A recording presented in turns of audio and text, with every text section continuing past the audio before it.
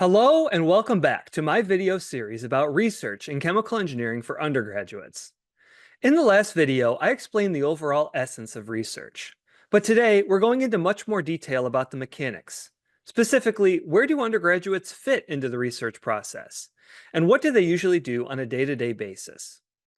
Before jumping in, I quickly want to reiterate that all research groups are different, and therefore all undergraduate research experiences will also be different. In this video, I am focusing on the average experience, but you should expect some variability.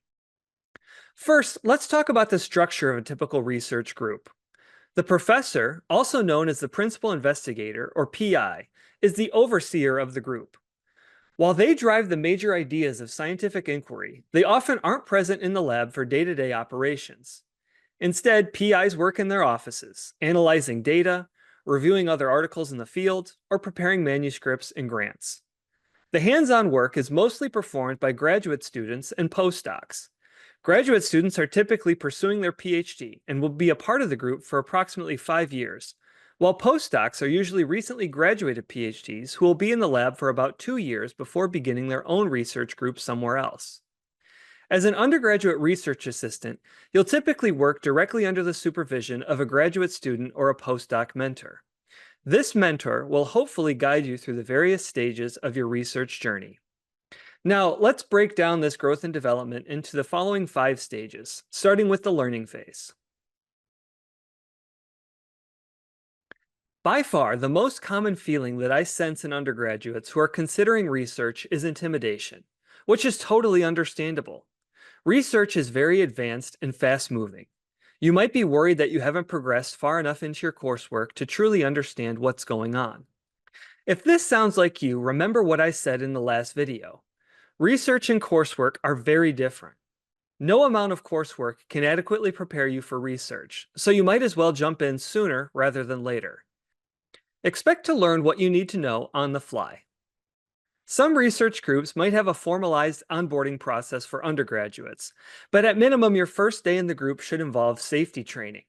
This includes understanding all the hazards in the lab, knowing what to do in the case of an emergency, understanding what personal protective equipment you need to wear and in what situations, knowing the location of all emergency exits and relevant safety equipment, like the eye wash station, first aid kit, or spill kit. In the learning phase, your graduate student mentor might also hand you a stack of papers to read. And be forewarned that this is going to be a bit like opening a Lord of the Rings book for the first time to a random page and starting there.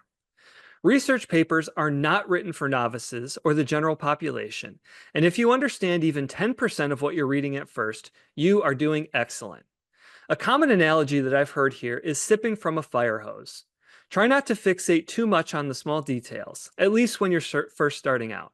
Instead, see if you can articulate the purpose and the main conclusions of each paper in your own words. You'll get much more out of reading research papers the more you practice, but this is a skill that is built very slowly. Although I classify the learning phase as the first few days or weeks, one might argue that the learning phase is never truly over, because you'll continue learning about your research area throughout your time in the group. Next up is the shadowing and the chore phase.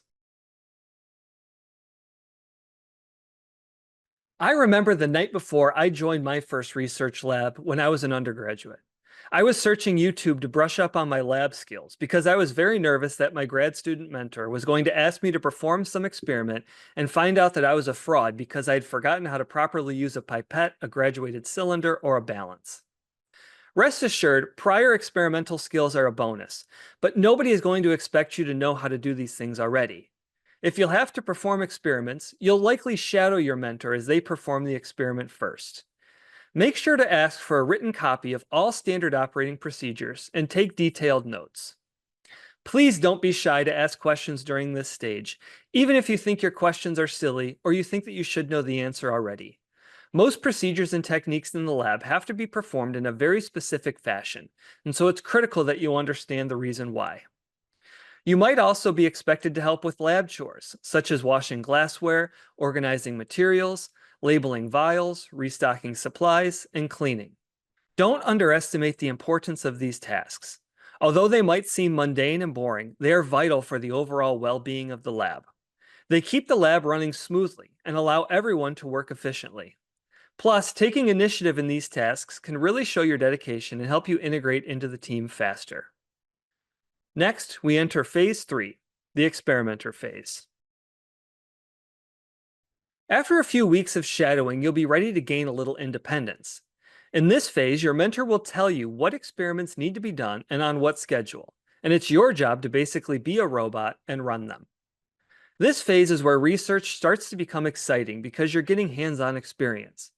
Your mentor might watch you the first few times you perform a task, but generally they will not continue to watch over your shoulder.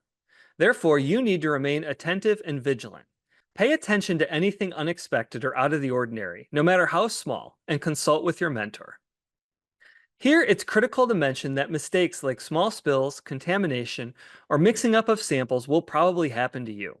And when these mistakes happen, you should own up to them without shame such that they can be resolved quickly. If you don't, this is going to lead to later confusion, wasted time and effort, and these are far more embarrassing. Expect to spend multiple semesters in the experimenter phase, and possibly your entire tenure as an undergraduate. Don't feel bad if you get stuck in this phase because collecting all this data takes time and is possibly the most important part of research.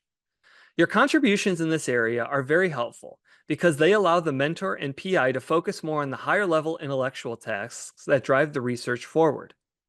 You might be wondering, what are these higher level tasks, and whether that is something you could help with as well as an undergrad. For the answer, let's explore phase 4, the contributor stage. As you become more comfortable in the lab, you might start contributing intellectually to your project. This is an exciting stage because you're not just performing experiments, you're interpreting the results and understanding the broader implications of your work. In this phase, you might contribute to writing or editing various sections of the research paper that your work will become. You might be tasked with performing a literature review to understand and articulate where your work fills a gap in understanding in your field. Or you might be asked to write the methods section with step-by-step descriptions, such that someone else could theoretically replicate your work. You might also help to make sense of all the data you've collected by processing it into graphs, tables, and figures. This might sound easy at first, but there is an art to this. Beyond the mechanics of making a visually appealing data plot, the best figures tell a story and lead your reader to exactly the conclusion you want them to draw. Much easier said than done. Finally, we have phase 5, the ownership stage.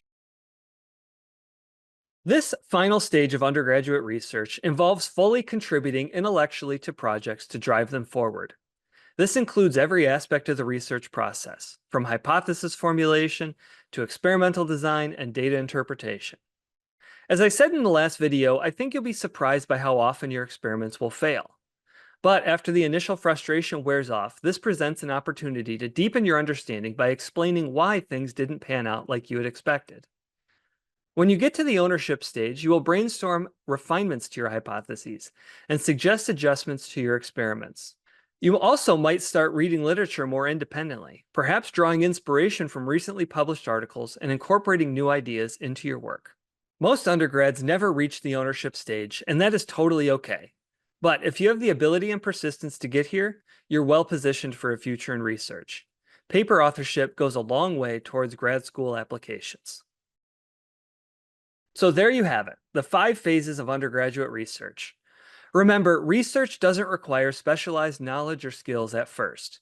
There are plenty of tasks for first and second year students in the lab, and getting involved early will set you up to contribute more significantly in your 3rd and 4th years. Don't be afraid to dive in and start your research journey. Each phase is an opportunity to learn and grow. Thanks for watching, and be sure to like, subscribe, and hit the bell icon for more videos on undergraduate research. See you all next time.